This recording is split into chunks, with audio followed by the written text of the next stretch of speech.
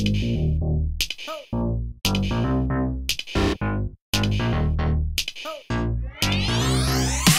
you bored without any ideas what to do? Here are some fun and crazy ideas that will definitely raise your day. How about deceiving your blue-eyed friend with this funny banana, which is actually a pickle? Is your underwear always torn? Instead, use hot glue to make really easy, long-lasting, and trendy panties. Maybe you want to go out and get some exercise, but your blue-eyed friend has borrowed your running clothes.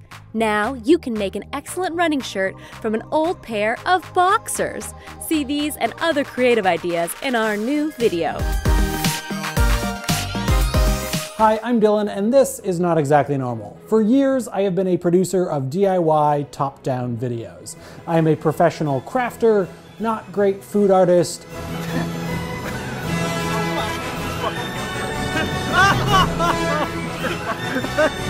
and professional tabletop instructor. It's a weird title, and a lot of mason jars.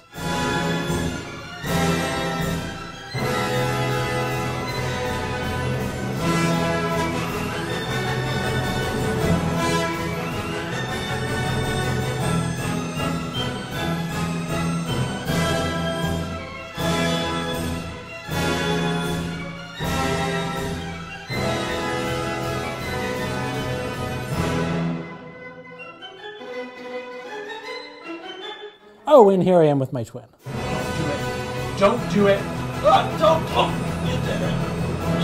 You did it. And while the world still somehow seems to need more variations of the vanilla kings of DIY, BuzzFeed's Nifty and Tasty, there has been a growing movement of the strange, the DIY scene.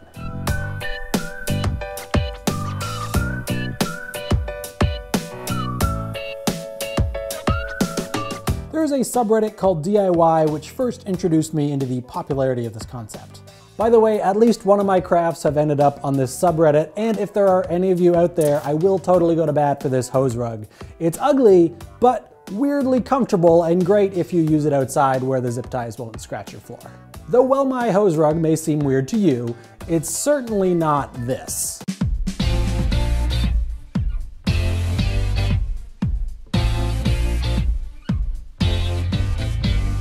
That was a clip from the king of life hacks in DIY, 5-Minute Crafts, a behemoth of the internet that you've likely never heard of.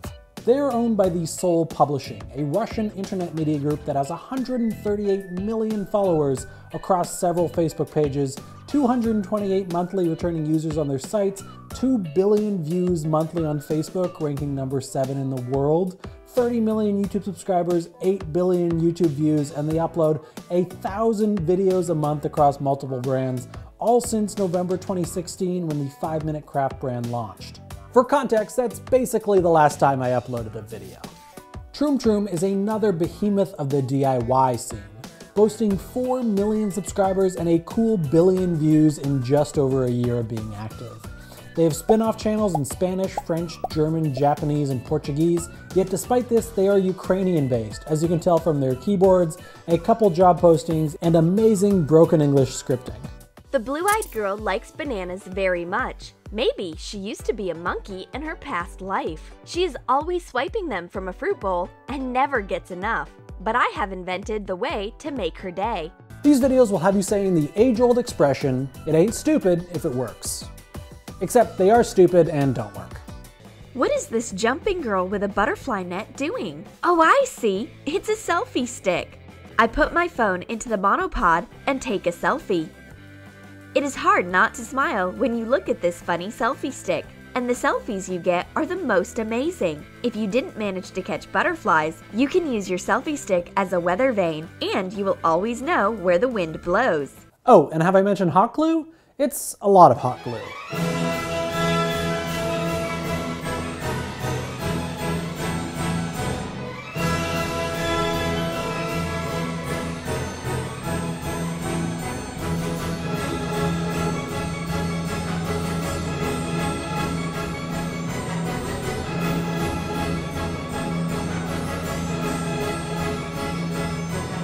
And emojis. Lots and lots of emojis.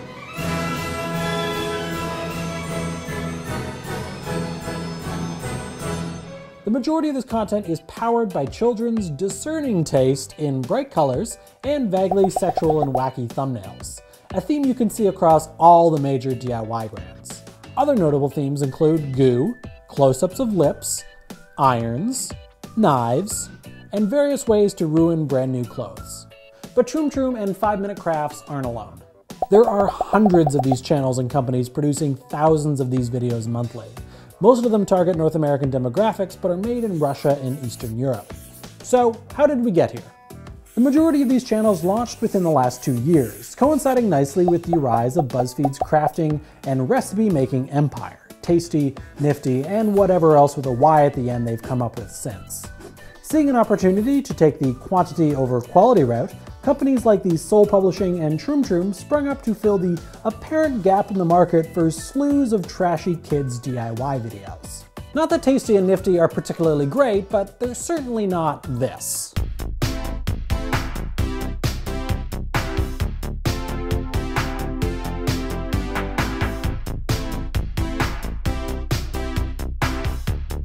This whole thing is very reminiscent of the Elsagate scandal from 2017. If you're not familiar, in 2017 an MCN with a very catchy name that I won't read to you was uploading hundreds of very weird, violent, and sexual 3D animated videos of Spider-Man, Elsa, Hulk, and Joker to YouTube. Other channels were also producing a string of live action renditions featuring Elsa, Spider-Man, and other popular characters doing weird, violent, and sexual things. Like this!